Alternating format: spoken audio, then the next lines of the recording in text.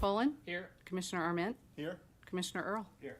Chair, you have a quorum. Thank you. Next is a reading of Longmont's land acknowledgement, which is an honor to present. And it's, I think, with gratitude that it exists and hopefully with respect that it is heard by others.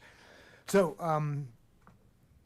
the Longmont land acknowledgement states that we acknowledge that the city of Longmont sits on the traditional territories of the nations of the Cheyenne, Arapaho, Ute, and other indigenous peoples. We endeavor to honor the history and the living and spiritual connection of these first peoples with this land. We commit to face the injustices that happened when these lands were taken, and to educate our communities, ourselves, and our children to ensure that these injustices do not happen again. Next is communications. Planning Director Penland, Attorney Terrell, other members of the commission, anything to present? Nothing for me other than happy March.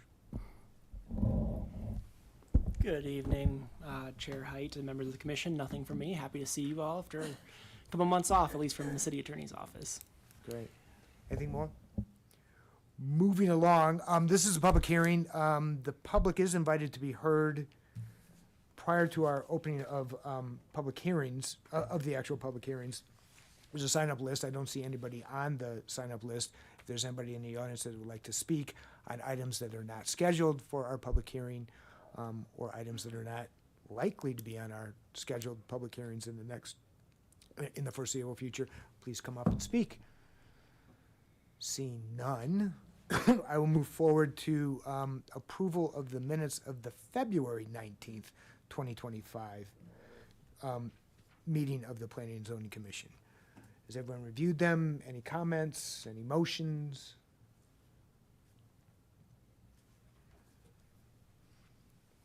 I'm sorry, C3 is Commissioner Boone. I move to approve the meeting I- minutes of February 19th, 2025.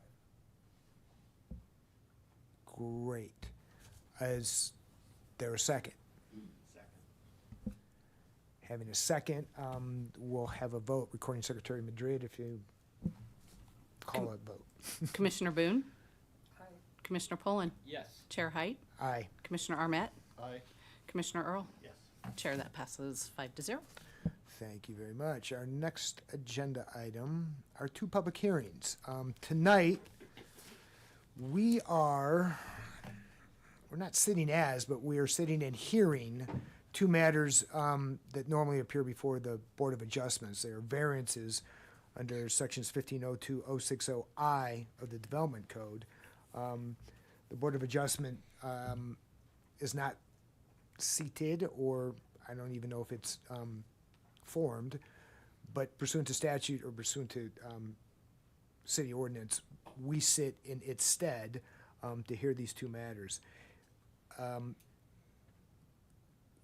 It's a public hearing. It's quasi-judicial. It follows more or less the same format where we accept evidence and apply the city code to the matters before us. Our decisions are defensible if they're based on fact, if there's fact in the record that supports them, and they're not totally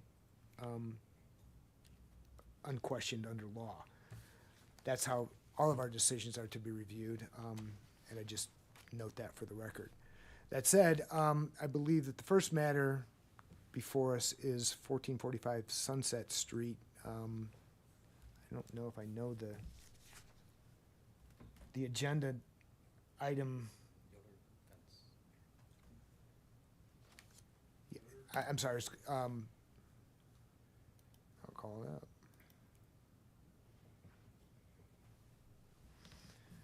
Yeah, it's 1445 Sunset Street fence variance. Senior planner Christine Cody is going to present the matter to us to start with. Good evening, and thank you, Chair Height and fellow board members. I am Kristen Cody, a senior planner with Planning and Development Services. This evening, I am presenting the variance request for the Yoder property located at 1445 Sunset Street. This request pertains to an existing front yard fence that exceeds the city's height restrictions. The property is located at 1445 Sunset Street, is approximately 0.19 of an acre, or 8,276 square feet. It is part of the Stroh Heights subdivision and is currently zoned residential single-family. Envision Longmont also identifies this area as a single-family neighborhood. The homeowners have requested a variance to allow their front yard fence to remain as built according to section 15.05.100.g of the City of Longmont's Development Code. Front yard fences must be no taller than 42 inches in height and at least 50% transparent. The existing fence, constructed with cedar and welded wire, exceeds the height restriction by 2.5 feet. The applicant has included the welded wire and spaced the planks as to comply with transparency allowances. If approved, this variance would allow the fence to remain at its current height while continuing to comply with the transparency standards. Here you can see the existing fence in question. The images provide a visual representation of its materials and height. This slide gives you a better overall view of the fence.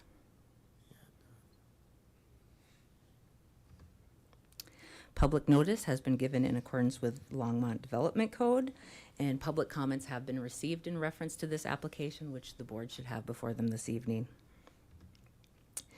Before we move into the specific variance criteria, it's important to review the general criteria that all development applications must meet. These include consistency with the comprehensive plan, compliance with city standards, compatibility with surrounding properties in terms of land use and design, no significant adverse effects on surrounding properties or city infrastructure, compliance with sustainability requirements if applicable, and an appropriate transportation plan if applicable. Now for the specific variance criteria outlined in section 1502.060.I.5.A.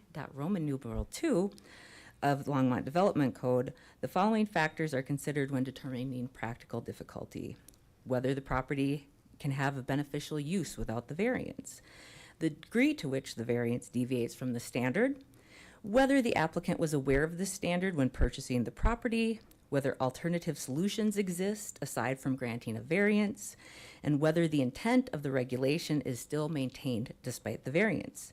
These factors shall be used to guide the Commission's decision on whether to approve or deny a variance request. That concludes my portion of the presentation. At this point, we will transition to the applicant's presentation, followed by an opportunity for questions, comments, and discussion.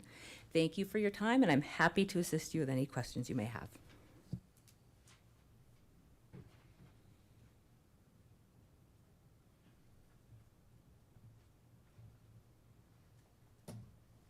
Thank you. You're the applicant? Just state your name and address for the record. My name is Jeremy Yoder, and my address is 1445 Sunset Street. Thank you. Good evening, Chairman Height and Commission members. I appreciate you giving me some time to speak with you this evening. My wife and I moved from Seattle, Washington after having grown up. My wife grew up in Longmont. I grew up in Denver. Spent most of my adult life in Seattle. We moved back in the middle of the pandemic, not having actually seen the house in person prior to the purchase. Not to say I regret the purchase. I'm just simply giving you some context for us choosing the house that we did and when we did it. Sorry, let's.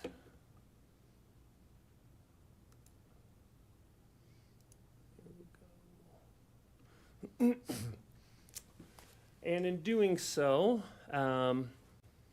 we chose this house just because great location, but again, without the context of the house itself when we moved, okay? So my wife and I, young family, but the main driver for our request tonight is the fence variance. Why? Let's start with, if I could, the house. The house has some particularities that maybe are hard to capture here, but what I did was I went through every single house on our street and the adjacent street. Hopefully you can see these well enough, but what you have are single-family ranch and a couple split levels, and I have 4 pages of houses that are very similar laid out. And then you have our house, built 1 year after Stroh Heights was set in place, and aligned on the on the plot differently than any other house in our broader neighborhood. I hope to highlight that. This is east-facing side of our house, which is theoretically our front yard by city's standards, while our address and front door actually live facing west, facing the driveway, facing the alley on the west side of our house. That is the main driver for this request because, so this is ILC. So as you see, from the city standards, the request, this is our front yard. However, you see our front door is right here, and our back door leading into our dining room, double French doors, glass, leads out to, for our house's purpose, maybe not for the property's purpose, but for the house's purpose, leads out to our backyard, which means that when I let the dog out of the house, and again, the dog ultimately is the driver for this request, he has access to this space. And if we were to treat this as the access to the yard, there is actually no direct access to the yard. There is an adjacent fence gate right here. But my broader point being is that our front door is here in spite of, for the city's purpose, this being our front yard, okay? And so you see some egress pieces. I think the broader point of sharing all of this is only to show how our house aligns differently than you would expect. So to access the front door of the house, you come through this gravel walkway onto a covered area, a breezeway, to our front door here, or if you come off of 15th on the north side of the house, accessing through the driveway, and again, the front door here. None of our neighbors, to be fair, I don't think there's a single other house in Stroh Heights that is aligned on the property the way ours is. So then if I think about the fence, Kristen has already graciously highlighted a little bit about our fence. The fence, although technically out of code, I want to acknowledge that, was definitely designed and constructed with the code explicitly in mind. So I'll come back to those. First of all, 72-inch height of the fence designed specifically with that in mind. So if we go back to, sorry, my apologies. So I drew this line here on this drawing to highlight the point at which we are allowed to start having a 6-foot high solid fence, and that is this point right where these meet, and that is this point right here, okay? And everything east of that is the 42-inch height to this point, and then by my intention, completely transparent up until the capstone that holds the welded wire portion in place for the rest of the way. Now, the driver for all of this is a dog that, should he access the yard, the only way to let him access the yard directly is through what I've called the back door, what the city may refer to as the front door, and without having something that goes above the height that it's set at, clears the fence very easily when dogs come by the corner of the yard, people with strollers come by the corner of the yard, sometimes when cars come by the corner of the yard. This has happened on more than one occasion before the fence was in place, and he does it without even touching the fence. So, and then on top of that, and this is a small thing, the city isn't going to make a decision based on this, but as you can see, I have a young family, and living on the corner of a fairly busy street, it is nice to have the safety and security of something a little bit taller that allows us to have independent play for our kids in the yard. Now, speaking specifically to Envision Longmont, which Kristen alluded to earlier, I do believe that this fence that I've constructed, and you can see in these aerial images here, actually there, keeps with the beautification of Longmont, safety of the neighborhood, and ultimately preserving the architectural integrity and uniqueness of the area. This is a historic home owned originally by the Golden Van Lines family, or at some point owned by them along the way. I have a previous homeowner of the house who lives in our neighborhood this evening, tonight as well. one little anecdote I want to leave you with tonight. So if I scroll to the bottom here, so this gives you some context for where we are in the city here. We have Longs Peak Middle School. This is the property here. So if I go to this house, this house right here. Remarkably, the day that we submitted this application for variance, I was walking my dog and my son like I do every morning when the weather permits, and walked down the alley behind Sherry Mar Street, north of the 15th block, like I always do, and lo and behold, a large golden doodle comes, jumps over the fence, and granted, it's a chain link fence at 42 inches. It's their backyard. They're allowed to have it higher. I get it. But clears the fence, and I have a dog and a small child. I can take probably for granted that I'm okay because of the type of dog, but I hope you can appreciate kind of the concern and fear that I felt in that moment to have a large dog clearing a fence to come bark at me and my dog as I'm walking by. This is exactly the context I'm hoping to avoid by adding height to the fence, and in doing so, as I mentioned, I believe I've done it in a way consistent with the mandates of the code. The main exception being this piece right here that is just the cap to kind of hold the integrity of the fence together. With that, any questions? There's that dog. He's a Great Pyrenees Poodle mix, Wow. A jumper. named Finn. And I have some neighbors here tonight to speak on behalf of the fence and the property more broadly. Thank you. Hold on one second. I can find my spot. So this is a public hearing, Yes, sir. and the public is invited to speak. I have an inability to work my computer right now. Here we go. I have a sign-up list for this project. Jude Biggs, if you're here and want to speak, please do so.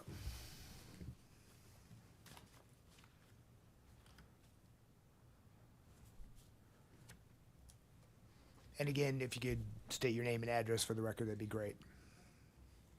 Thank you. Good evening, I'm Jude Biggs. My husband is also here, Dennis Dubé, in that very Irish sweater. We live at 1600 Juniper now, which is 2 blocks away from where we lived about 10 years ago, 1445 Sunset. We originally bought the house from Kensel Winter. I believe that Jeremy mentioned him and his company, the Golden Transit. And when we bought it, there was no fence there at all. We had 2 dogs, and so we promptly put in a fence. And according to the rules at that time, there was still the 42-inch height requirement. We fell in love when we first walked into that house because of the light. And what Kensel had done was skew the orientation of that house so that it was full of light, unlike other places that we had seen. And it probably has some fancy name for a modern style of some sort. We fell in love with it. And because it was different and it was beautiful, and we hoped to be able to add to that. We did have to add that fence, and because we had 2 dogs, and both of them were jumpers, and both of them were mischiefs, as we put politely. What we did to compensate for that, to keep the dogs in the yard, was to put some fencing fabric on top of the 42-inch height and have chicken wire that we bent over into the yard to be able to keep the dogs in. Nobody ever complained. It was uglier than sin, and I have to agree that the solution that Jeremy came up with is a heck of a lot better and much, much more beautiful. But we faced the same problem. Our choice would have been not to have a fence, not to have dogs, not to live there. And those just were not reasonable choices for us because we had already fallen in love with the house. One of the issues that I hear sort of in between some of the other comments tonight is the front door, back door issue. And to the extent that that's important for you to hear about, I want to share with you that from day one, when we lived there in 1988, October 88, the door that Jeremy is saying off of the driveway, off of 15th Street, was the front door. We never regarded the door on 15th Street as the front door. In fact, we used that patio area that was on 15th Street very much like a back patio. And our friends came there, our relatives, whenever anybody visited, they always came in on the door that was on for the driveway, which comes off of 15th Street. So to the extent that there's history matters at all, that was always the front door. And because of that, there wasn't really a front yard. In terms of the alternatives, I think I've mentioned there really, from our perspective, weren't good alternatives. And Jeremy's alternative building is a vast improvement over our 36-year-old fence as of last year. I will admit freely, last year before Jeremy started it, it was uglier than sin, partly through weathering and old wood that had been replaced and fixed and fixed and fixed, and partly because his design is really artful. And I'm hoping that that ties in with the comprehensive plan for Longmont to take steps to beautify neighborhoods. Because if you drive by that corner, it really has a wow factor. I think another issue was whether there's some sort of adverse impact. Just the opposite. Again, it's gorgeous. And I'm not sure that the pictures tonight that you've briefly been shown and perhaps have been able to see in your packets do it justice. It's everybody that I've talked to in that neighborhood really do like that. Is there much of a variance needed? No. It preserves, it really does achieve the safety issue. There's a purpose, of course, for that 42 inches. So I have to stop. I'll let you finish. There's a sentence. reason for that. The transparency issue is taken care of. Yeah, maybe They've you done are a good job. And I'm out of time, but thank you. Before you And- leave, I have one question. Uh-huh. Just to clarify, you had indicated, I think you had described both doors as being on 15th Street. My appreciation is that the driveway backs into 15th Street or comes in off of 15th Street. Yes, And the main door that was used by you and used by the Yoders is off of that driveway. correct. And the other door, I don't know where that door faces. Does it face No. Sunset or the back or the side yard? The other door faces Sunset. It's a double door that opens up, and it's To a patio. to a patio. Okay. Right. Are there any other ingress egress points in the house? There's sort of a secret tunnel. You can't let all our secrets out, Jude. That part of the Is the reason why coal we- mine down there? I'm kidding. Thank you No, very much. in the basement there, the garage is a separate building, and the house it has a walkway in between covered with a covered roof. And if you go into the laundry room, you can go underneath that walkway in, up some stairs into the garage, and you can get out that way. I don't think that counts, but No, it does, but- it was another reason why we fell in love with the house, because we felt like we had a secret, which is now out. Thank you very much. Thank you. Are there any other members of the public that would like to speak? Come on down.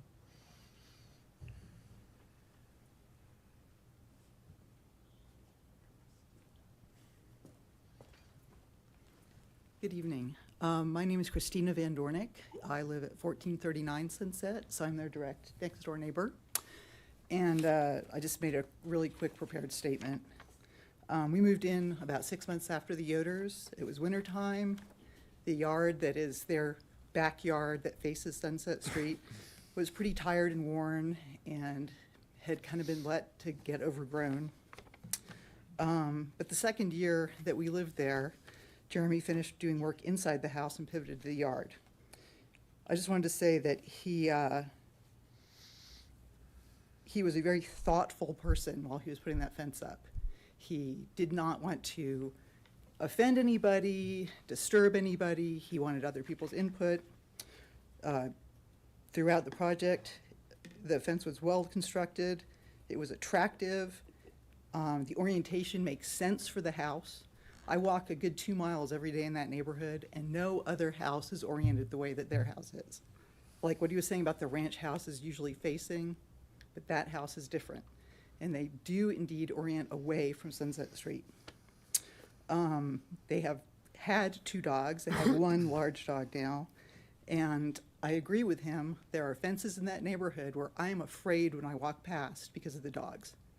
And he's obviously a responsible person that didn't want that to happen, did not want his dog to be a danger. It allows his young son to play outside. I also appreciate that he set it back from the sidewalk, so there's no incursion into the walking space. And in my walks through the neighborhood, I gotta tell you, there's all kinds of unattractive fences. There are places where people's shrubs are overgrown and keep you from being able to walk past on the sidewalk. There are things that block my vision when I'm driving the car, whether it's large vehicles or shrubs or poorly constructed, additions. And his doesn't do that. I park my car within 20 feet of his fence, and I don't feel any danger or any obstruction. I can see when a vehicle is coming from that direction. So I understand that the 42-inch limit is set to avoid that kind of obstruction. And I think that his design, like she said, is very attractive. It doesn't block vision. It's appreciated. I've never heard anyone in the neighborhood make any negative comment or say anything against it that would lead you to believe that they'd felt like it was obstructive or in any way a negative to the neighborhood. I find it really ironic that the Yoders are the people that have this kind of variance necessity, because they are ideal neighbors. They host neighborhood dinners. They, pitch in and shovel their people's snow.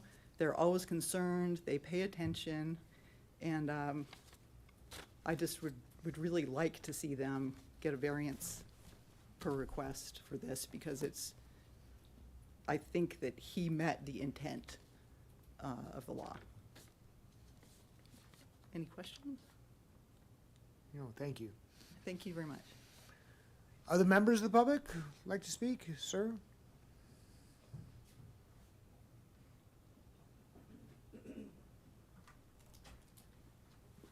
I'm Mark Silver, 1509 Linden Street.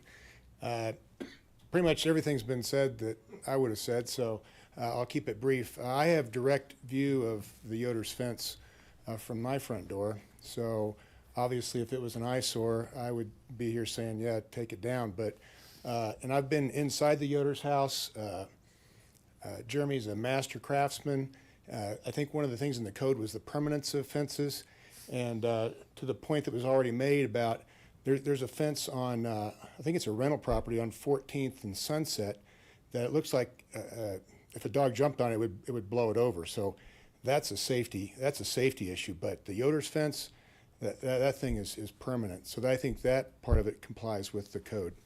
Yeah, like I said, he's a master craftsman, and he did the same inside his house as outside, and pretty much everything else that's already been said about how the uniqueness of the house and the fence kind of complement each other. That's it. Thank you. Anyone else?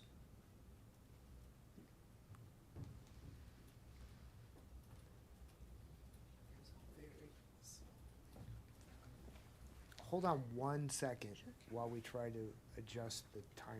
Okay. I promise it won't take long. I trust you. And now I'm just gonna let you go. Okay. So I just want to Yeah, echo what everybody your else. name and address Oh, I'm first. sorry. I'm Debbie Trevor. I'm at 1444 Linden, which is across the alley from where the Yoders live.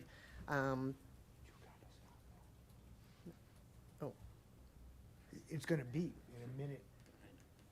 in 10 seconds, and you get longer than that. I only may need 20. Okay, you're good to go. Sorry. Okay. So again, like I said, I would just like to echo what everybody else has said. One of the things that I think I should add on to this is not only has the Yoder family welcomed everybody around them, but we also welcomed them into our lives as well, because they're just that type of people. When Jeremy was building this fence, he was not only being diligent in getting it done in a timely manner. I don't know if you've seen other areas that they build their fence, it could take a year and a half or whatever. This poor man was out there as late as he could, always asking neighbors, am I keeping you awake? Never made as much noise as what you would expect somebody would be doing. He's out there, tiny little drills, lights, all that stuff like that, just to do his own stuff. Felt bad for him. There was times where we felt like we should go out there and help him. So you've never met a more courteous and generous family. I really believe that the fence that they have there has enhanced the neighborhood. The rest of us should be embarrassed with our fences that we have compared to what they have. So I really hope that you do pass this for them.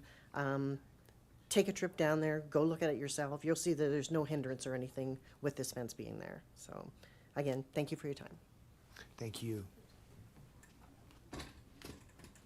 Anyone else? Thank you all. Not seeing anyone else, I'm going to close this off from public invited to speak and open it up to the commission for comments, discussion points, questions to staff, questions to the applicant. Fire away. Seat 3 is Commissioner Boone. Thank you, Chair Height. So I have a question and a couple of comments. Why was this project brought up for a variance? Was it built without a fence permit and someone complained about that, or a city inspector complained about it, or something? Yes, it was built without a permit, and there was no complaint that was lodged to the city in reference to it.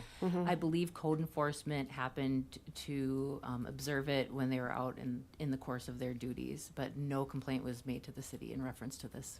Okay, thank you. And then my comment is, this house is really unlike any other house there on the block. And I'm wondering if this owner or the city or anybody has considered readdressing it such that its address is on 15th Street, because it clearly does not have a front yard. And the backyard is what faces Sunset, which has different rules. And yet the address is Sunset, so there's a confusion there, and I understand why a variance might be needed. But because of that confusion, other than the fact that a permit wasn't pulled, and apparently that's taken care of now, I think they did a good job trying to navigate a confusing property, and I think it complies with all the rules, and I'll be voting for the variance. Did you have an answer as to the? So your question about.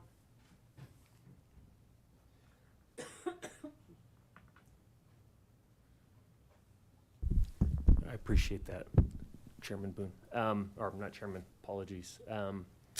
So I love the question about readdressing. I've actually had that thought. My concern is this, is to have it readdressed along 15th would mean that this becomes our front yard, which theoretically is fine, but there is no ingress or egress on the north side of the property. It's actually, as you might, well, that's probably not the best. You don't have a front yard, any way you look at it. Yeah, that's exactly right. I mean, it's simple as that, and I think clearly you can't address it to the alley, right? It's probably more accurately addressed to 15th than it is to Sunset, to your point, but I think it felt like an administrative nightmare to go through that, only for that to then create new problems where this would have to then follow, this section would have to follow the fences, the code's rules, and then this little section right here would then become the backyard, which would give, admittedly, the dog some space, but then creates different obstacles, I guess is my point. Thank you. Yeah. Commissioner Earl. I'm happy to defer to Commissioner Boone if she wanted to follow up on that first, and then I can come back. Quick follow-up. I mean, it kind of seems like a safety issue to have an address on Sunset Street and not have any numbers identifying you off of Sunset Street, like for the fire department or whatever. Or maybe you do have numbers on the fence. So we do. It's actually not on the fence. Apologies. It is not captured, and maybe if you all look at Google Street View, you will see this is how it was when we bought the house, but now I have put very large numbers right in between the doors and the windows along the brick here, such that when you see it from the street through trees, etc., you can see 1445 vertically there, and I'm sure my neighbors can attest to this as well. Okay, thank you. Absolutely.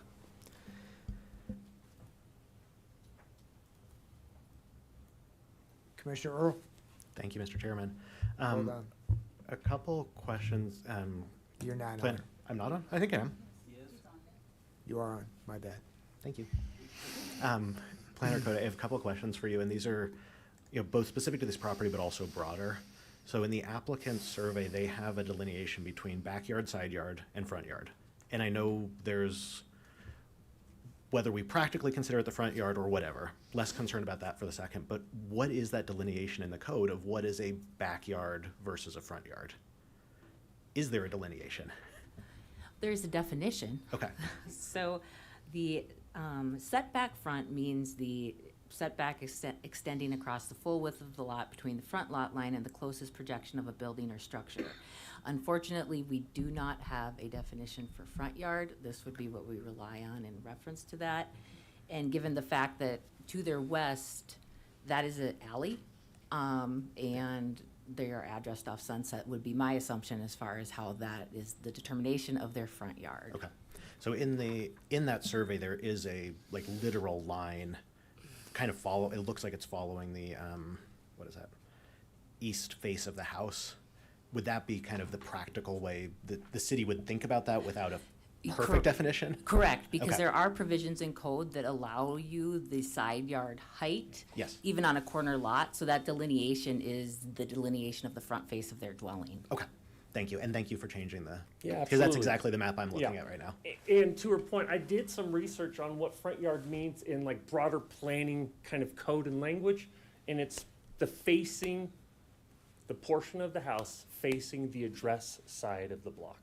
Okay. So just, again, for city's purposes, because my address is here. Yeah. And to Ms. Boone's point, this is the front yard, and if it were a 15th Street address, then this line would be extended out here to this point, and this would all then be considered front yard by the city standards. Okay. Or by planning standards more broadly. Thank you. Yeah. And Commissioner Cody, maybe this is for you or possibly Grant or Jeremy. One of our consideration factors is whether the purpose and intent behind the regulations would be maintained. What is the purpose and intent behind the regulation related to the fence height, so that we can evaluate that? That could probably be expanded upon by Jeremy or Grant, but typically the biggest concern about the front yard height is site visibility, so that you're not creating a safety issue for traffic in reference to site. And we had one neighbor who made a comment about that. They didn't believe it was an issue. You also, in our record, I want to make sure I get the title right here. This was a traffic engineer with the city who also did not believe there was an issue, correct? You are correct. All right, thank you. Jeremy, Grant, either of you want to expand on that? I think the only thing I would add, Commissioner, is obviously it does come down to character of the area, and that's obviously been discussed as well in terms of what does the overall character of the neighborhood look like, just from a consistency standpoint. So, but as Kristen pointed out, obviously the safety is paramount in terms of meeting those requirements.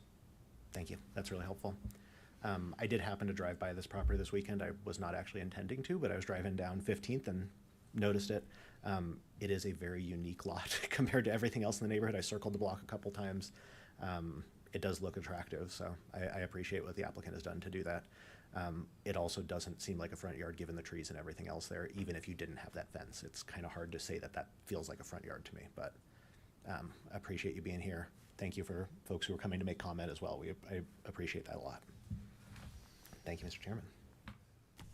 Great. I'm going to go next, which is to inquire of our staff attorney, or Attorney Terrell. 1505-100 fences and walls, subpart F, corner and reverse corner lots. Have you looked at this, studied this? Do you have any insight as to whether or not it would apply? I mean, as I read it, there's the ability to put fences along corner lots in somewhat disregard, maybe front yard, side yard issues. Do you read that at all? Do you see that at all? Good evening again, Chair Height. I think that we're spending too much time together because I was actually asking Grant the same question about that code provision as you all were starting your discussion. I think it comes down to, so the subsection F, referring to corner and reverse corner lots, is talking about the side yard and rear yard. So I do think the definition that Kristen gave for front yard would apply to that kind of diagonal shaped yard adjacent to Sunset here. So even though there is some special dispensation for corner lots, I don't think the city would interpret that kind of yellow, the lighter green color, as a rear or side yard for purposes of that F section. So I do think a variance is appropriate for addressing the height restriction. But to the extent you're asking about the purpose of the code, you know, there is some talk in the code about, for corner and reverse corner lots, recognizing the special nature of the property, and that there is an exception to that 42-inch height. It can be up to 6 feet for a residential property based on G below. The only additional criteria is the site distance. I don't have any opinion on the site distance. I'm not a traffic engineer or I'm not an engineer. I'll leave it at that.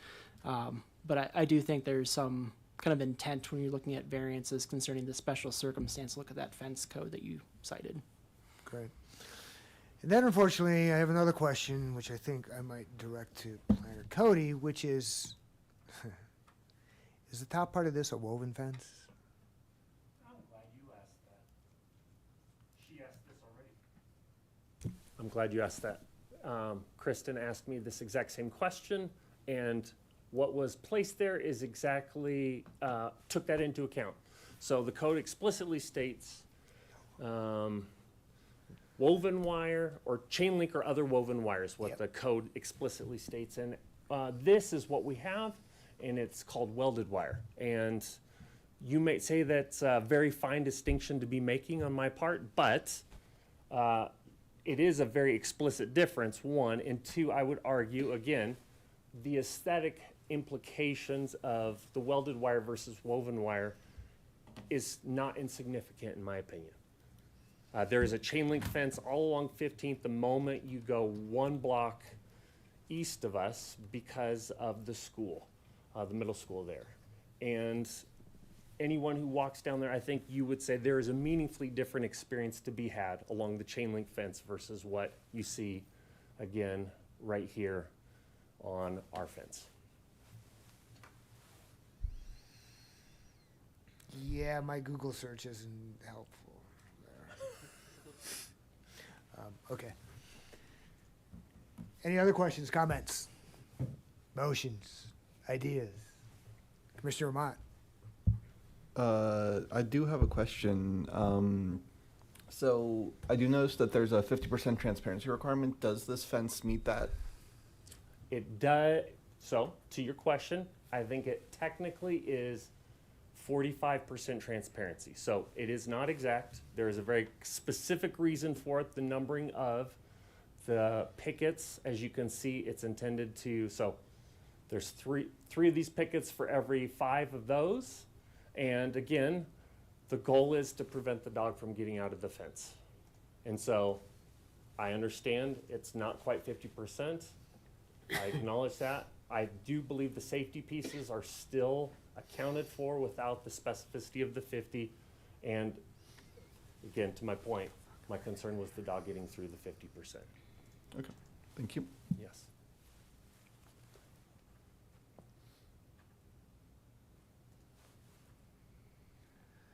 Does anyone want to run us through variance considerations?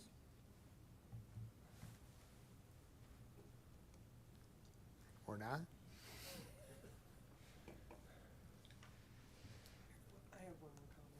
I'm sorry. Commissioner Boone? One more comment.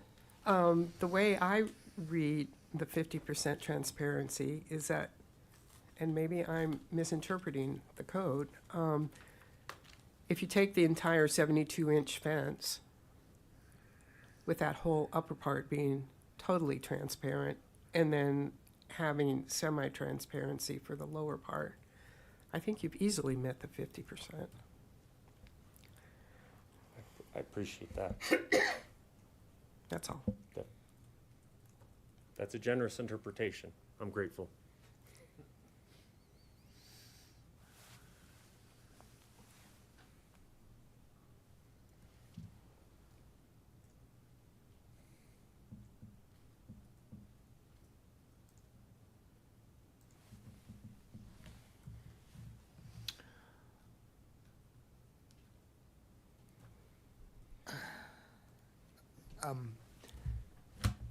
You bought without knowing? We did, in fact. We did not see the house until the day we moved into it. And have you ever thought about a dog run? A wire from one end of the yard to the other with a chain on it? I have not thought of that. That is certainly a possibility. I think one, so you had like 5 criteria at the start that we had to speak to.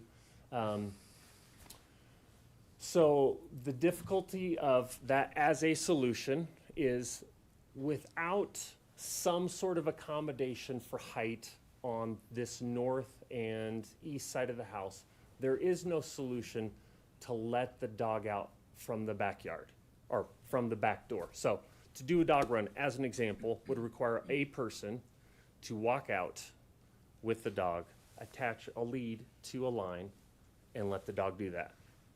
That does not feel like a very functional solution to me in light of things that are out of our control relative to the original design and character of the house. And, you know, we'll figure out what we have to figure out if that's what's required. It's one obvious option as a dog owner that shows up to me.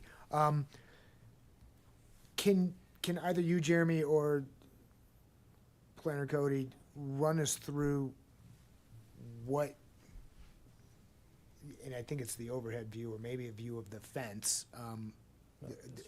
One of The these. picture of your house from the drone? Yep. Yes, that picture. If it were all side yard and you could put up the fence, if your front yard was 15th Street, where would you be?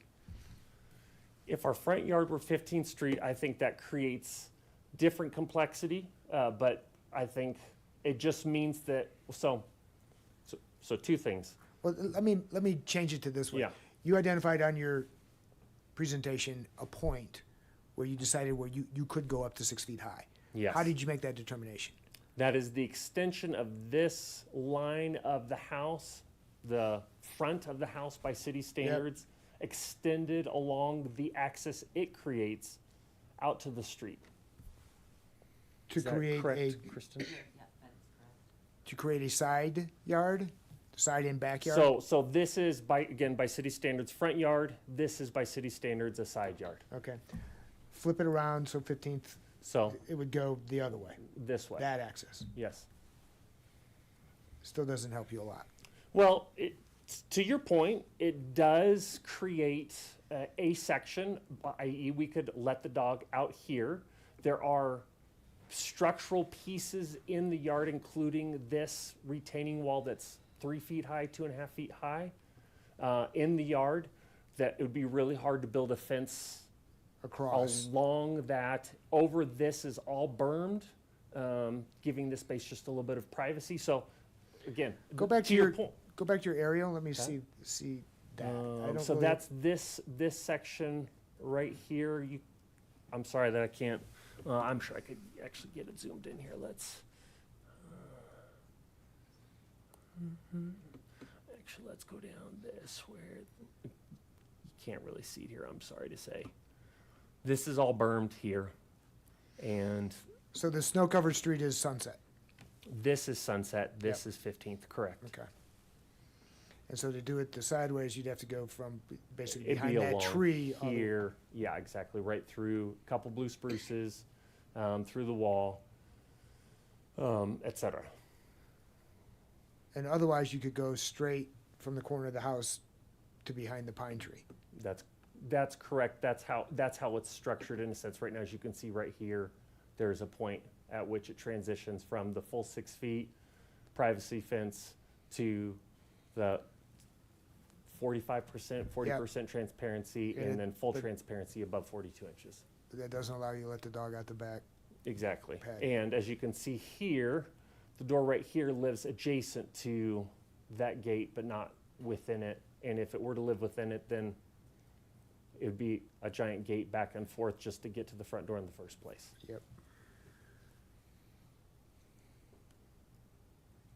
And just to be nosy, Yeah. behind the garage, is that a 6-foot-high fence It is. between you and Yeah, your let's see. neighbor I to can the? So that is Alan Christie here. That is my abutting to their property right here. That's their property, and you can see that's this fence Okay. here. And as it gets actually right here, you can see actually I did it along their line of their house versus the line of my house. It drops down to that 42 inches and extends out to the street at a lower height. And then I was confused. This is a stone walkway between. This, neighbors- unfortunately, walkway, this yes. this right here, Yep. that's gravel as it stands right now. There is a concrete pad off the porch here, and then there's a concrete pad off of the breezeway here, and then we poured a concrete pad back here last year, and that's where we host neighborhood meals.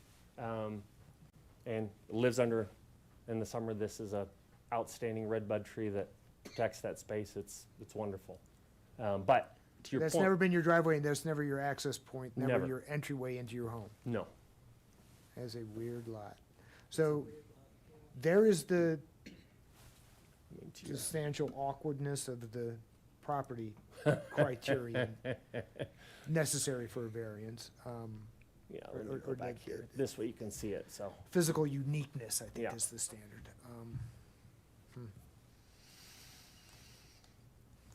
Other questions, comments, thoughts, motions? I'm pushing. Sorry. Commissioner Poland, I think you're next. As I look at this, if you take into consideration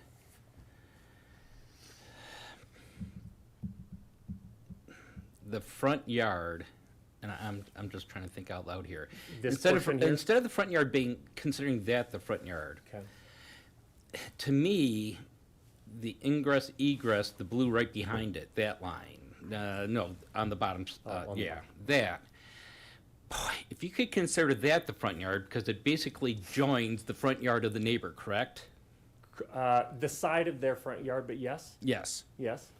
If you consider that the front yard, then the rest of it is either side yard or backyard. So to be clear, you're suggesting like this is, I The think. blue part. 9 or 10 Yeah. feet across. You're suggesting this being the front yard? I don't think that could. I don't know, Jeremy. I Yeah. mean, There's no grief. I'm just clarifying, making sure I understand what you're saying. That doesn't go to a street, really. That just goes to the adjoining. property. it's skewed to the street. It's skewed to Sunset.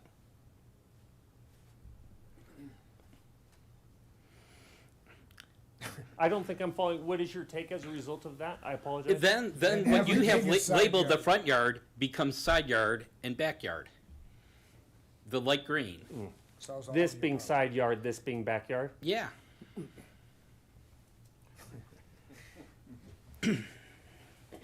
I mean, because I understand what you're saying. I mean, like, to your point, with I the mean, address we have, the address either is I mean, this side or Jeremy, this side. does a door have to face the side of the house that you consider the front of the house? Do you have to have a door facing the front of the house? I know of houses in Stroh for which that is not the case, so I would guess that's not the case, but I'm not a lawyer, so. Well,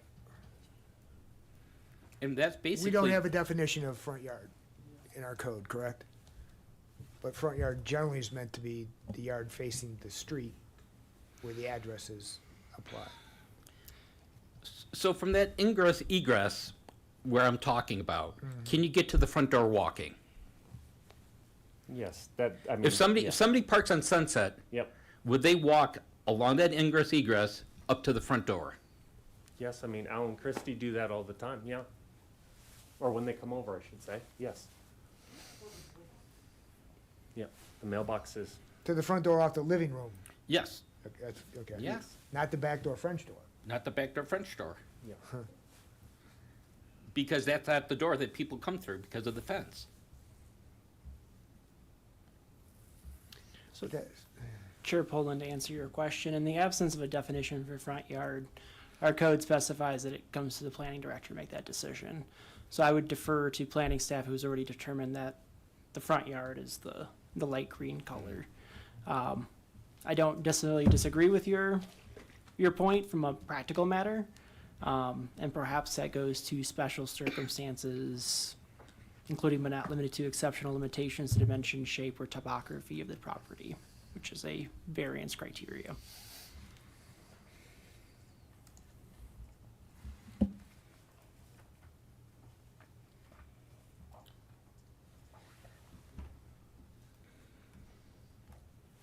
I guess to me, it gets down to item E. A variance should not be granted for a self-imposed hardship, whether or not you can consider this a self-imposed hardship, or because of the contour of the lot, it's not self-imposed. Well, and to that point, Commissioner Poland, the review criteria for variances indicates that you may only grant a variance from the terms of the development code if the application demonstrates compliance with the following additional criteria. A is special circumstances exist that strict application of the standards adopted in this development code will result in undue hardship or practical difficulties. So if the commission were to find undue hardship, then there's not necessarily a needing of practical difficulties to your question. Oh, you're looking at self-imposed hardship. I apologize. yeah. I was down there further. so, right, A, B, C, D, E, F. Yeah, and then B, C, D, E, and F apply. So.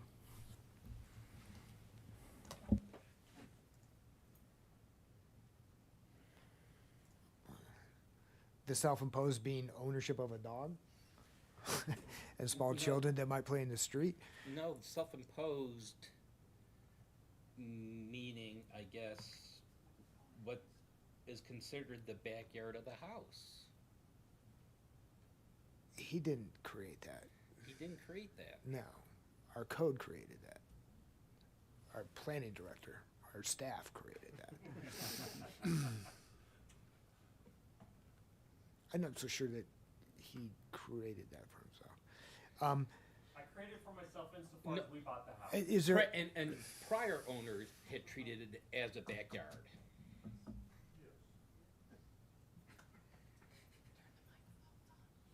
I'm sorry.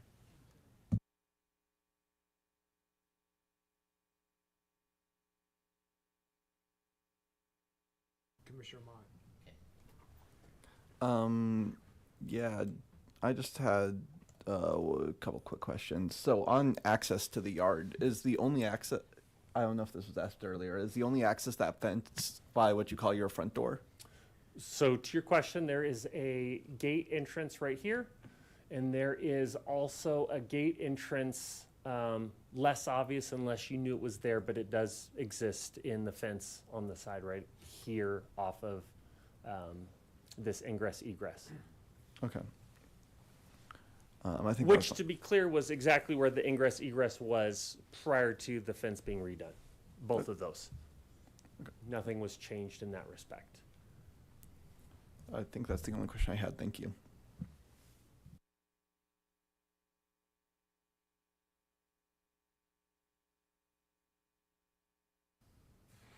Thank you, Mr. Chairman.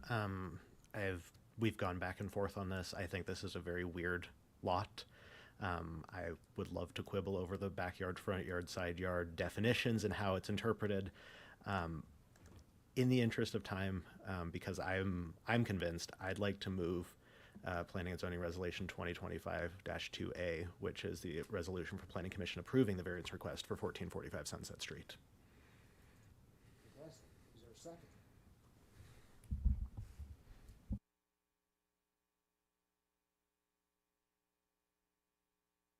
Commissioner Boone, I'll second the motion. any further discussion? Commissioner Poland? For the record, I'll just say that I find that it does meet as far as the criteria evaluation for variances. It does meet 5A, special circumstances include but are not limited to exceptional limitation to the dimension, shape, or topography of the property. I also find that it meets B, C, D. I am going to find that it also meets E because I do not believe that it was a self-imposed hardship, and it also meets F, and therefore I will be also in approval of this.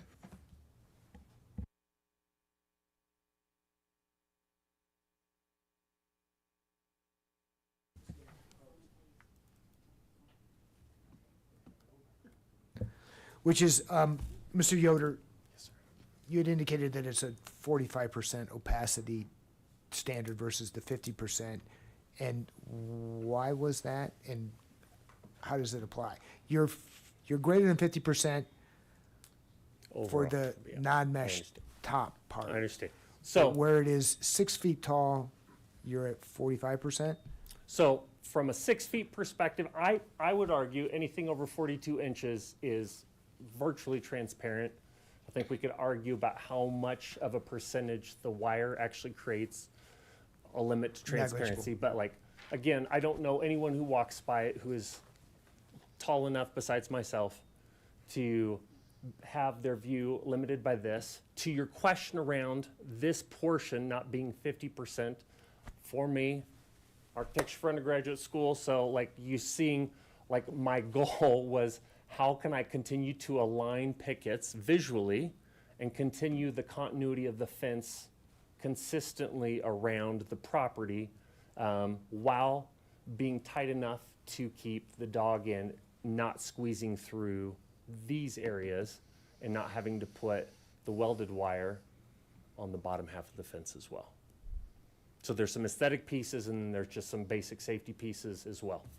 And for the 6 foot high fence without the non-woven metal on the top of it. Yep. What's the opacity limit there? Any? No. None? None. It can be a wall? That's what I needed to know. Okay, Thank you. my apologies. Okey-doke. Any other comment before we vote? Move to vote. Commissioner Boone? Aye. Commissioner Poland? Yes. Chair Height? Aye. Commissioner Arment? Aye. Commissioner Earl? Aye. Chair, that passes unanimously, 5-0. Congratulations. I have to read somewhere. This matter has now been approved by the Planning Commission, but there's a right to appeal. And I need to read this. This item now enters a 7-day appeal period. During this time period, any aggrieved party may appeal the Commission's decision by submitting a written appeal in the form of a letter stating why the Planning and Zoning Commission's decision should be amended or reversed and sent to City Council. All appeals must be in writing and must be received by the City Clerk's office and the Planning Office within this 7-day appeal period. Thank you very much.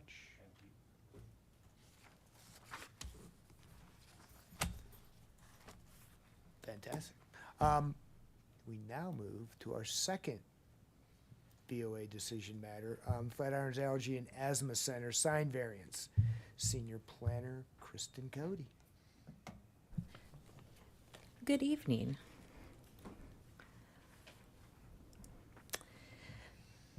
I will be now presenting the request for a sign variance for Flatiron Allergy and Asthma Center located at 900 South Main Street, Suite 200. The property is located at 900 South Main Street, Suite 200. It covers approximately 1.03 acres and was annexed in 1965 as part of the Dickens annexation, is currently zoned MUC, which is the mixed-use corridor. Envision Longmont also designates the site as a mixed-use corridor, supporting a variety of uses. Flatiron Allergy and Asthma Center is requesting a variance to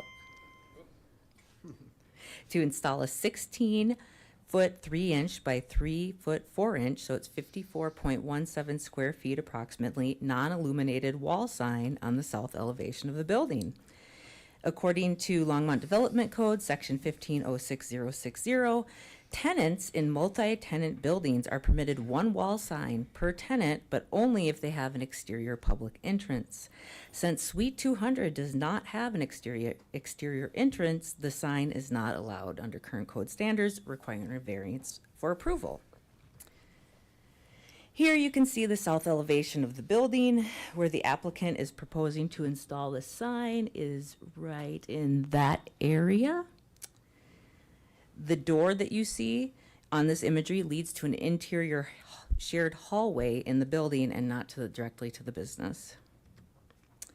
This image provides a visual representation of the proposed sign.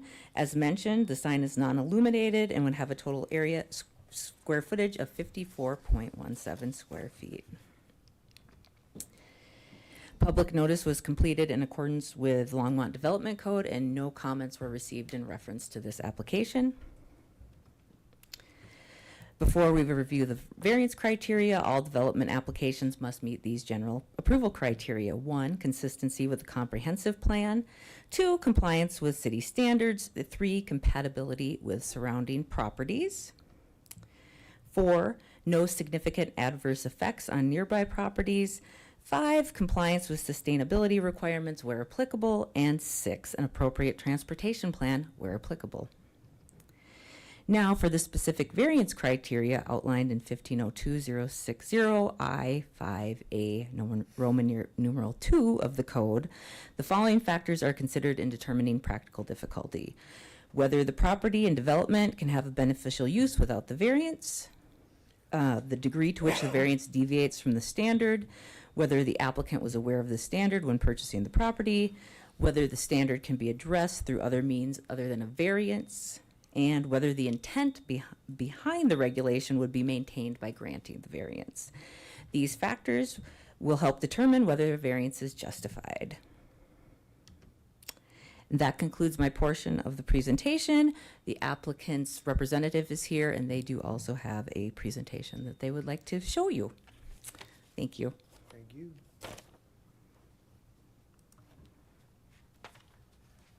Thank you, Kristen. Appreciate it.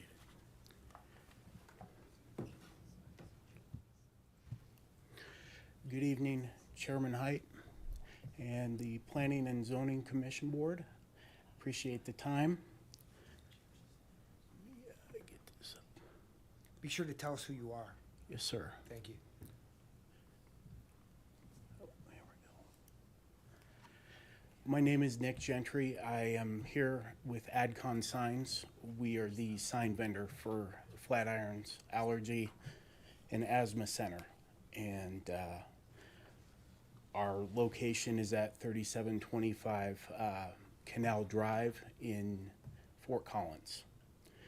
And let's see here.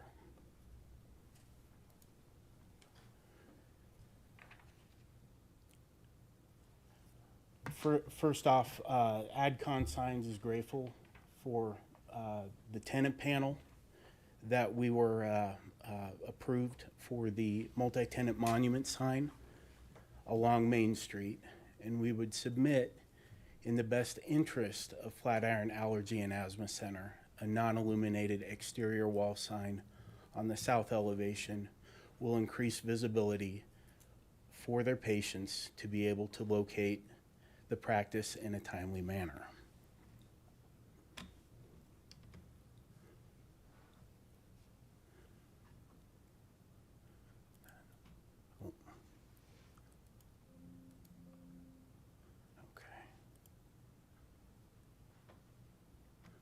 Here we go.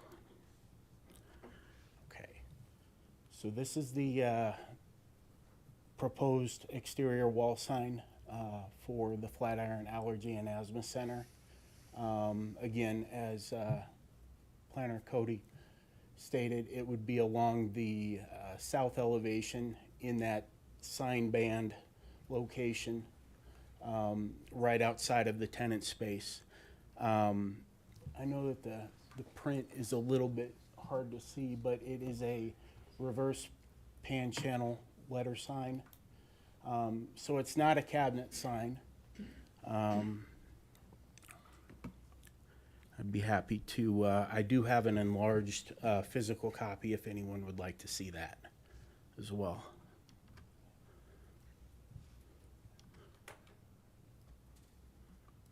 Okay. We would ask that the Board of Adjustment please consider the LDC section 1506.060, 1 square foot per linear foot of sign wall for multi-tenant buildings. I believe our tenant space is roughly 54.7 linear feet. And as Planner Cody pointed out, the wall sign area is 54.17 square feet, which I believe does fall within that framework and criteria. Let's see here.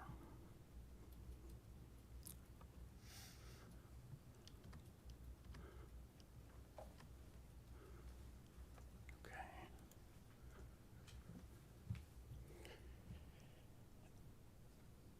Factoring in all of the criteria and researching everything and respecting the LDC sign regulations, AdCon Signs, on behalf of our client, would please ask that you consider this sign variance for this exterior wall sign.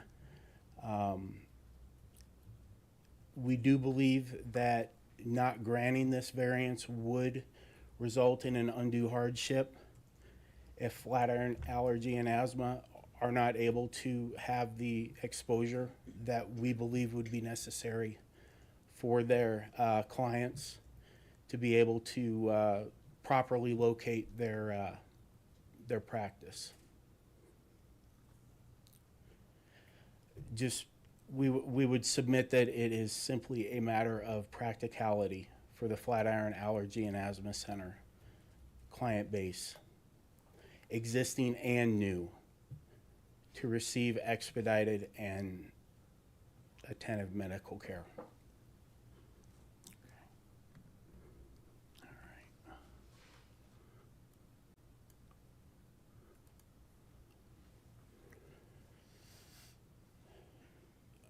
I guess to finally submit, granting this variance request would, we don't believe, nullify or impair the purpose of the LDC Chapter 15.06 sign code, simply because it is a non-illuminated reverse pan channel letter sign, and it's not a cabinet sign. Per section 15.06.050, A5, creative wall sign designs are encouraged. And I know that when we went into design with our client, and especially our account manager, I know that there was a lot of thought and consideration into the design. And we do believe that it is a creative design. It is non-illuminated, so I don't believe that it would be lighting up the night sky per se at night, and would just ask for consideration of this non-illuminated wall sign. And with that, be happy to answer any questions. Thank you. It is a public hearing, and the public is invited to be heard. Yes. The sign-up list, I think, is just you. You're Nick Garrity. Nick Gentry, yes, sir. Gentry, sorry. I apologize. I read it wrong. Are there any other members of the public that would like to be heard? That said, I do have one question. What is a cabinet sign? Cabinet sign is, basically, it's got a backer behind channel letters. And so these are simply just channel letters along the facade. Okay. I also wanted to clarify too, I didn't see any other signage on this building, maybe one. The dental office does have 2 wall signs, one along the south elevation and then another one along, I believe, the east elevation. Okay. And how many businesses are in this building? I believe 3. 3 different, okay. And I think you had indicated there's a street sign, there's some monumentation on the road that identifies this practice? Correct. Okay. There is a tenant panel in the multi-tenant monument sign. For On the this. road? Yes, sir. That Along identifies- Main Street, yeah. Okay. And I think my last question is, so it looks to be an upstairs and downstairs of where this sign is gonna go on the facade. What practices or what operations are being conducted behind those windows? Upstairs, what's that? Do you know? I'm not sure. Downstairs, is that the asthma center? No, they're I believe, upstairs in Suite 200. It's upstairs. I believe so. Okay. How would this sign located where it is not cause confusion for the prospective patients? I believe that it would indicate when patients do come into the parking lot, kind of a marker indicator of where they could enter, because there is an entrance right there, just to the right of where that sign would be located. And then they could enter the building and then go upstairs. Planner Cody, I think you had maybe a photograph of the front of the building where you indicated there's a door that doesn't go, or maybe, Correct. On the south elevation, there is a door that leads to a hallway, and that would be directly under where the signage is proposed to be placed. And it's my understanding in speaking with the individual who reviewed the sign permit that that door is the door that would lead most directly to the Allergy and Asthma Center. and do you know, sir, whether or not that's the door that people use? Because it didn't look like a front door to me. It looked like a patio door. I'm not exactly sure. I believe that the entrance to get up to the suite is to the right of where that sign would be located, and I can.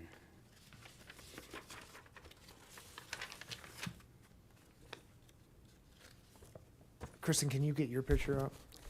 I certainly can. Thanks. Okay, thank you.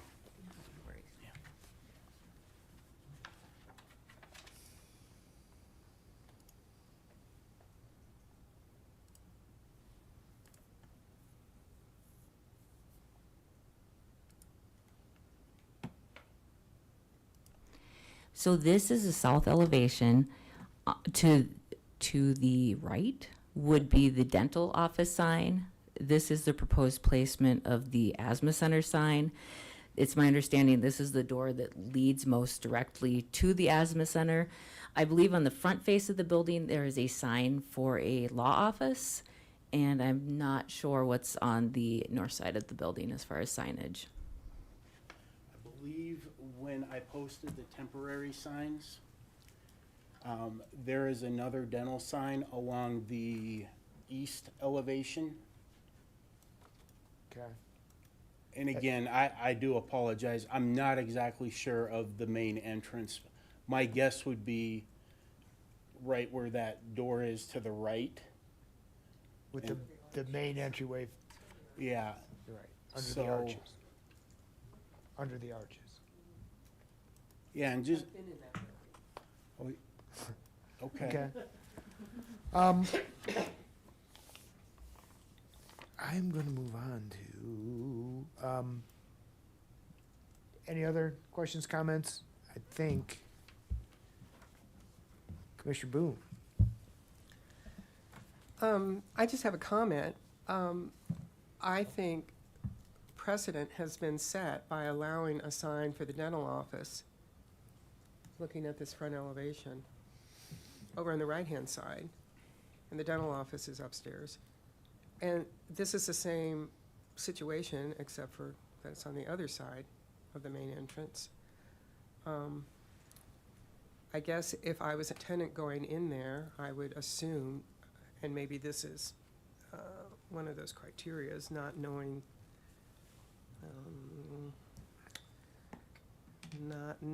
the standard when they went in or whatnot.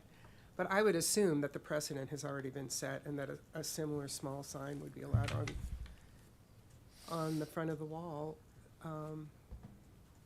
in front of their space. Now, I understand why if you had 20 businesses in this building, that you wouldn't want signs all over the place. But from what I can see, and there was a picture somewhere of the monument sign, I think there's just 3 businesses in the place. Is that incorrect? Correct. Yeah, there's the law office, which does have an exterior public entrance, and then the dental office has an interior public entrance, similar to Flatiron Allergy and Asthma Right. Center. So this seems like an appropriate place for a variance, particularly since the dental office probably got a variance as well. It's the same condition, it's just mirrored. Thank you. Commissioner Poland. I think Grant had something he wanted to say quickly. Just briefly, our research shows that the dental signs were permitted under a prior code, and there were different requirements when those were permitted, just for the commission's edification. Thank you. So just to confirm, it looks like the law office is the entire first floor, and then the dental office and the asthma center both share the upper floor. That is my understanding. And there is a sign for the dental office on the east elevation, and there is no signage on the north elevation of this building. Thank you.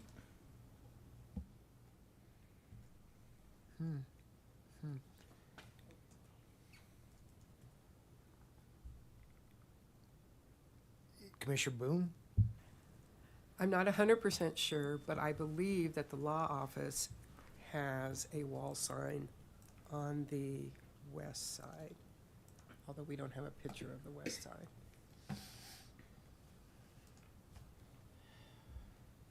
That's all. Other thoughts, comments, questions? Proposals? Review criterion review? Oh, I'm sorry. Oh, no worries. This guy is light on. Commissioner Mott, sorry. So in our review criteria, it mentions intent of code. And it was mentioned that this code does not allow exterior signage if you do not have direct access. I'm just kind of wondering what the intent behind that is, or any insight into the reasoning there. I don't know who would be able to provide that, if anyone would. I was not involved in that portion of code when it was adopted, so I don't really have a lot of insight into that. I don't know if our director or legal counsel would like to address that question. Through the chairman, Commissioner, I also was not present. However, having administered other sign codes, I could speak to the general intent of having that type of requirement. And actually, Commissioner Boone kind of indicated the case. I think overall, the intent to minimize signs on an exterior building when there are circumstances, when there are multitudes of, say, offices, in a single building. Obviously, if every single office or every single business office was allowed a sign, it would probably be considered sign clutter if every single one was allowed. So that's the general premise or general intent from minimizing, or with regard to minimizing the allowance for signs if there isn't a direct entrance. Okay, thank you. Commissioner Earl, sorry. Thank you, Mr. Chairman. I'm just going to go through this stream of consciousness, so I apologize. I'm going through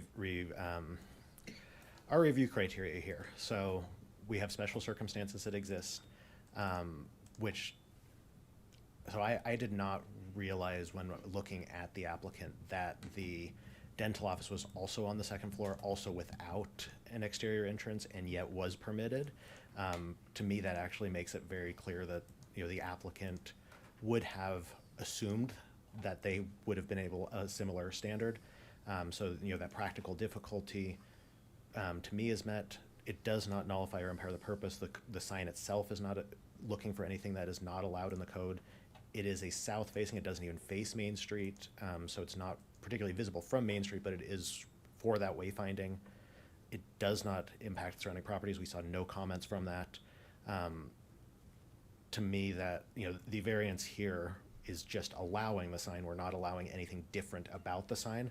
So it does seem like a least possible deviation. For that reason, I will move Planning and Zoning Resolution 2025-3A, which approves the variance request for Flatiron Allergy and Asthma. Thank you very much. Before we move forward, is there a second? Commissioner Poland. I will second that. Fantastic. Any further comment? I have one, which is, maybe it's Mr. Garrity, does the owner approve of this sign going on the building? They do. Okay, They do. thank you. And I've actually got their letter on my flash drive. I should have printed it out. So I'd be happy to email it to you or. No, that's, I trust you. Okay. Other comments? Yes. Sorry. Yes, I'm still on, so I'm You are good. sorry. I'm just going to say this. Given the fact that the monument does have all three businesses on it, it is a little confusing. I could see where it could be confusing for somebody then to go into the parking lot and only see two. Somebody could take that to mean that the third place is no longer there. To me, it just kind of evens everything out and does make it much more clearer. And I had one more question too, which is, I think possibly the doorway that we had identified under the arch or near the arch, is there somewhere I saw vinyl window signage? Is there signage on that door? Yes, there would be. Yes. Okay. Yes.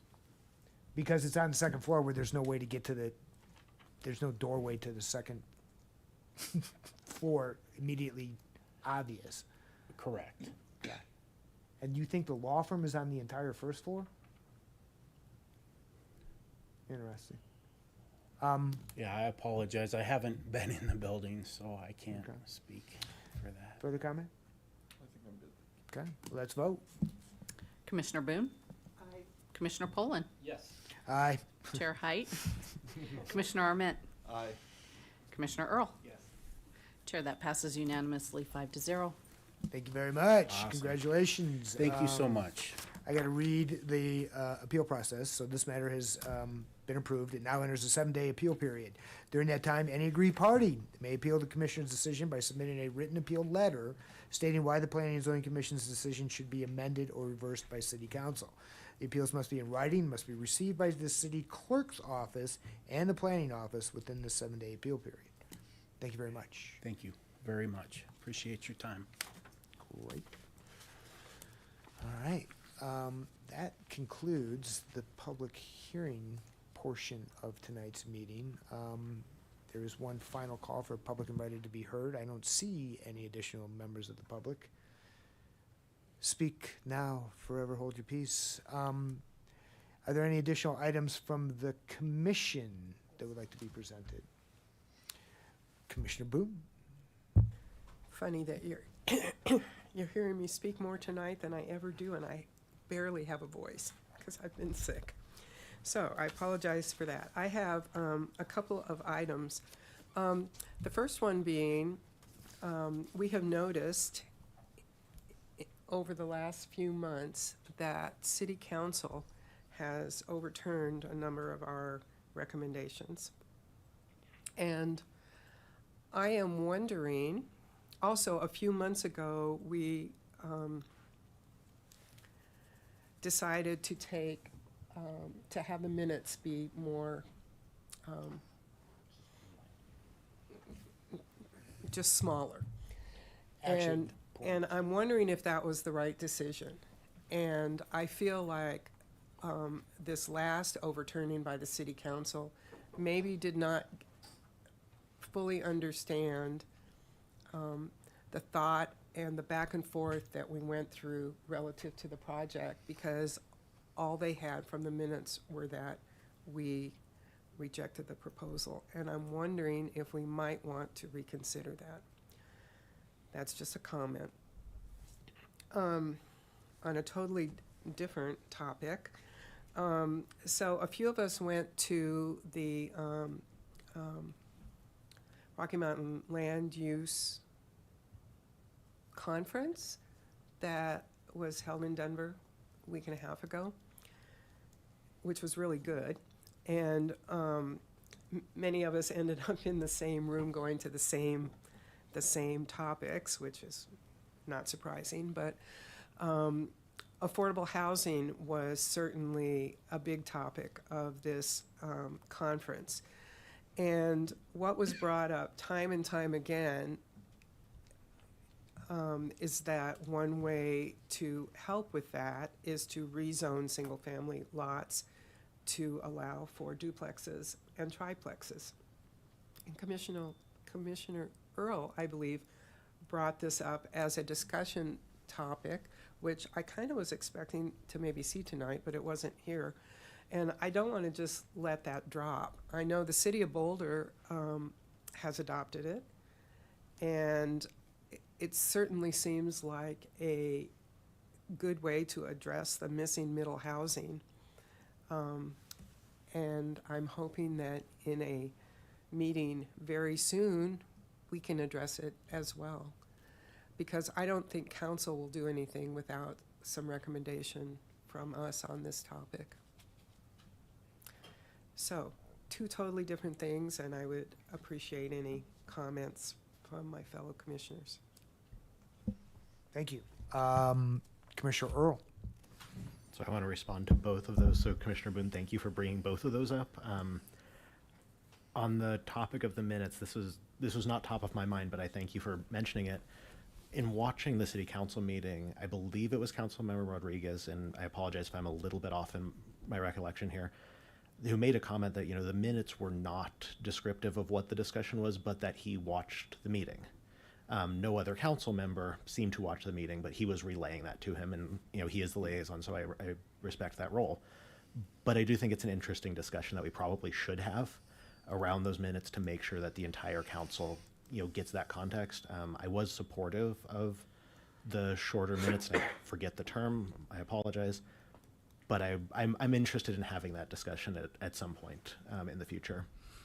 On your separate, unrelated topic, I'm glad that was a topic of conversation. I appreciate the recognition.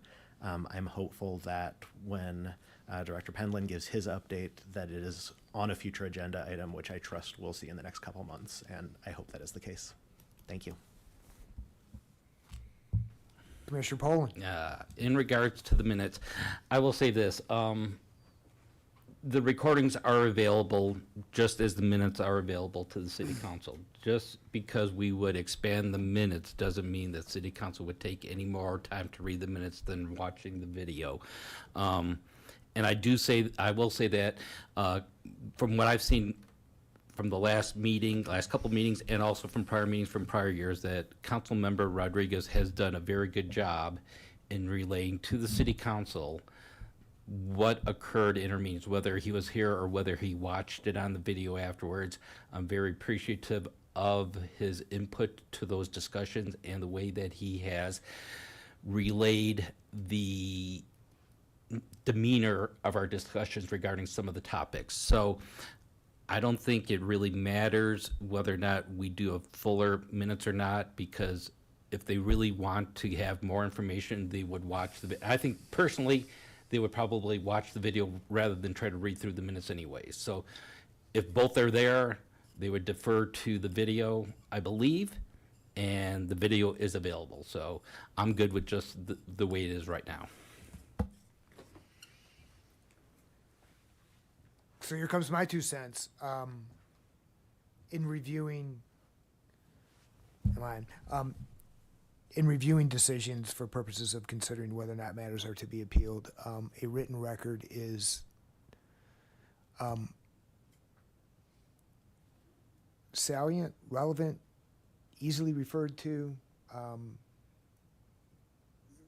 re-reviewable, invaluable to someone considering whether or not a decision was made appropriately. I also understand that creating such minutes for us is difficult to do, but I do think that it is kind of an invaluable tool, and I maybe agree that there is a cause and effect that we are seeing with, that possibly we're seeing, with a shorter action point, which is all we're required to do, presentation of our decisions, versus the identification of how we debated and came to the conclusions that we did.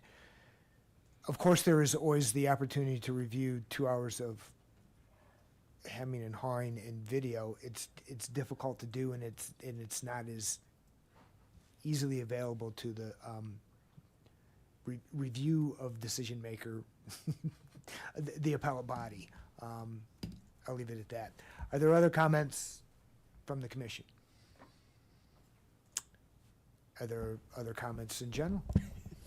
If I can throw my 2 cents in, Chair Height and members of the commission, I do think, especially for the most recent appeal that Councilmember Rodriguez did mention, he watched the video. I was there at that meeting, and he did reference that and talk more about the council's decision.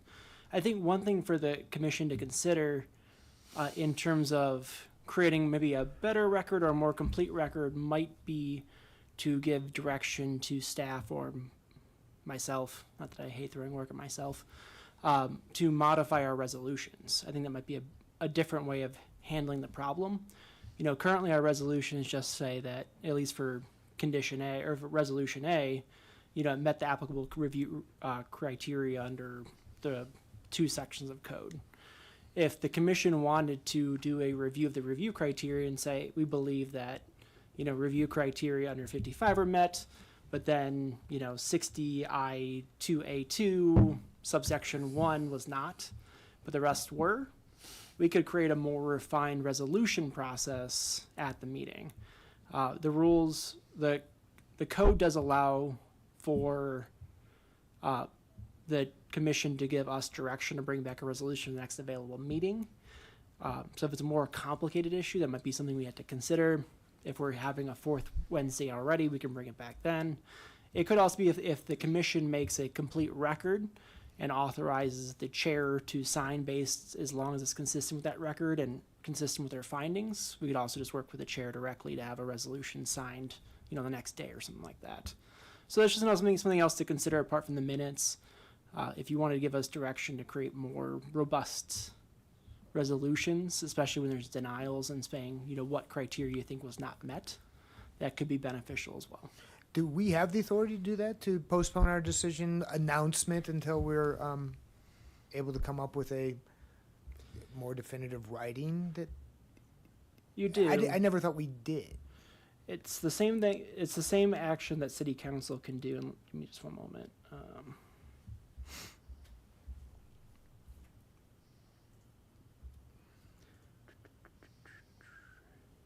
We have always announced our decisions with the gavel. Well, not a gavel. And of course, as soon as I mentioned, I can't find that code section right away, but you do.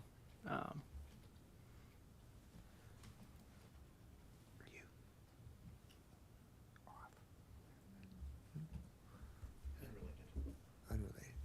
Then I'm not letting you talk yet.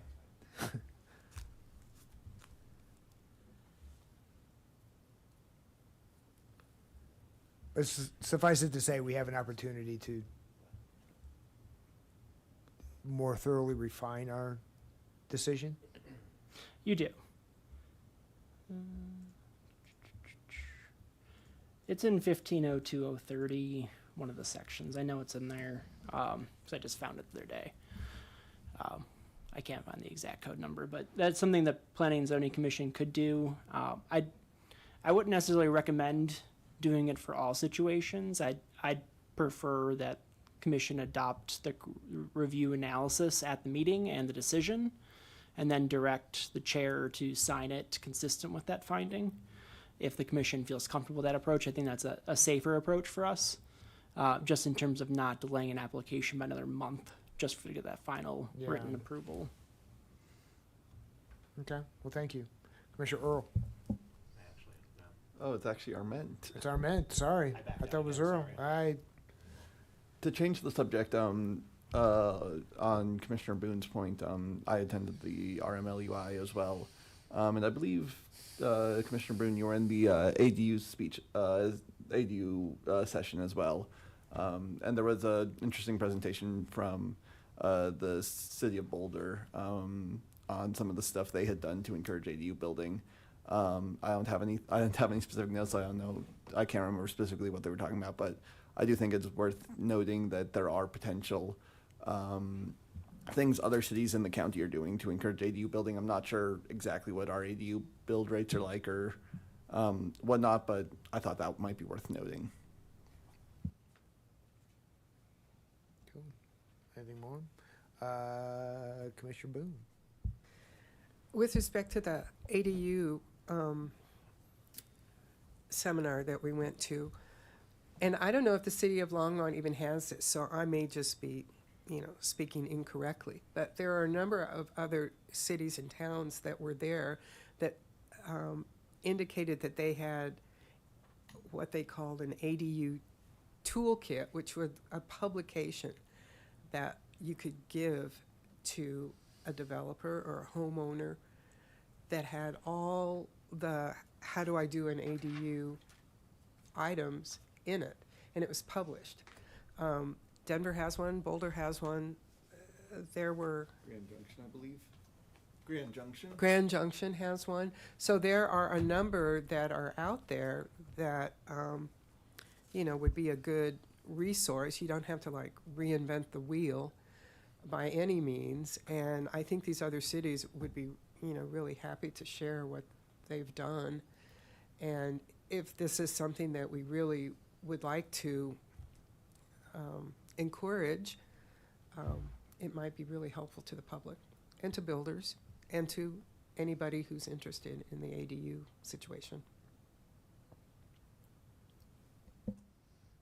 Thank you. Others? No? Items from Planning Director Penland.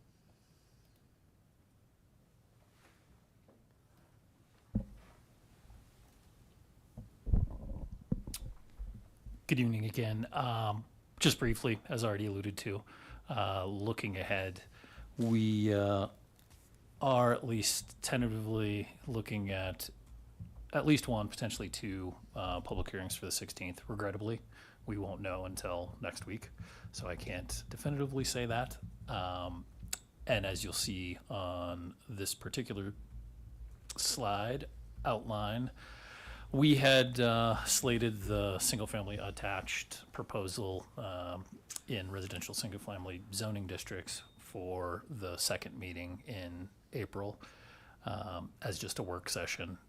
So yes, in response, we are planning that. I will say that with the caveat that, again, with the unknown of the two public hearings and timing, knowing that at least one of those public hearings is most likely going to draw a lot of public interest. We may have to shift those, but again, that's at least tentative. The other item, which was brought up, now it's been a few months ago, drive-throughs and how that might align with Envision Longmont, et cetera. The reason I put it on here, obviously kept it on the tentative agenda looking forward, was I also wanted to ask the commission.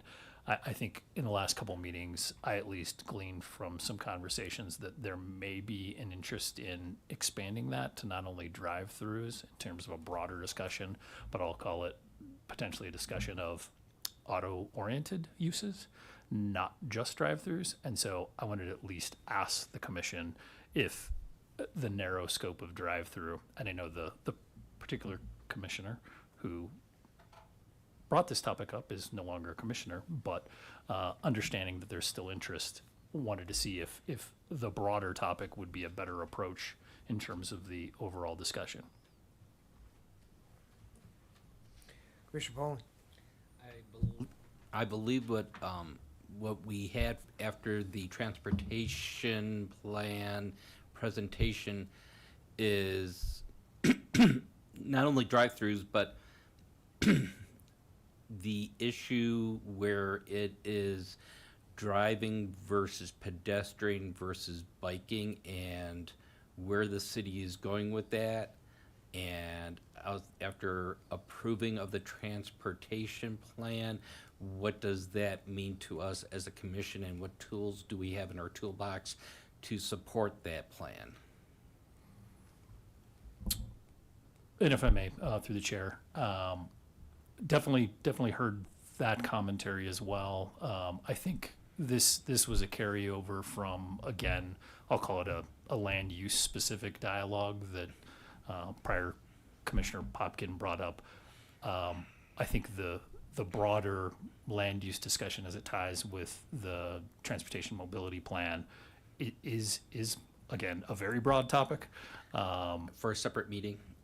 Probably a separate meeting. Okay. And so just in terms of, I guess, my ask is if we try to keep it narrow in scope in terms of kind of how we got to where we are in relationship to land use allowance contemplated in the comprehensive plan or Envision Longmont, and how that ties with zoning.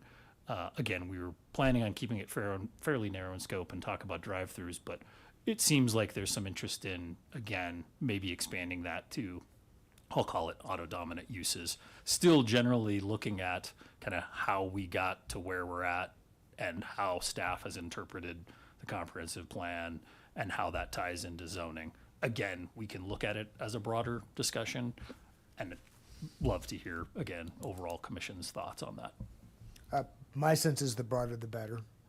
I do, though, want to suggest that the public hearings, if they can be, especially if one's going to be contentious, split and matched with a working session. So public hearing and a working session, public hearing and a working session, as opposed to two contested public working sessions. Commissioner Armand.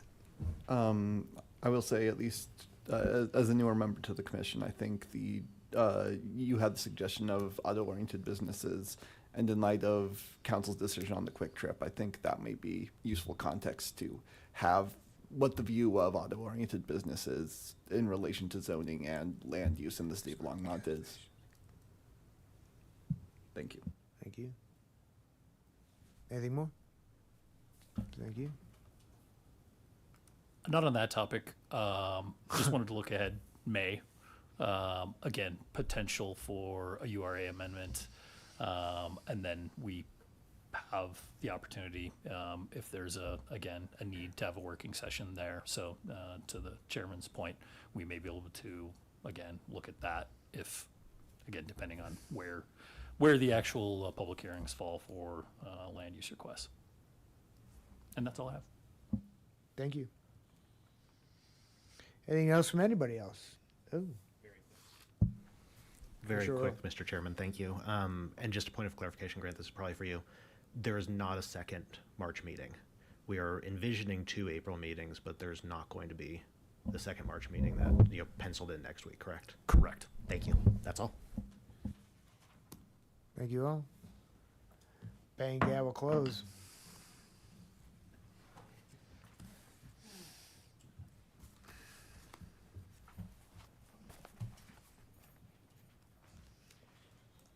Getting a little easy on variances, aren't we?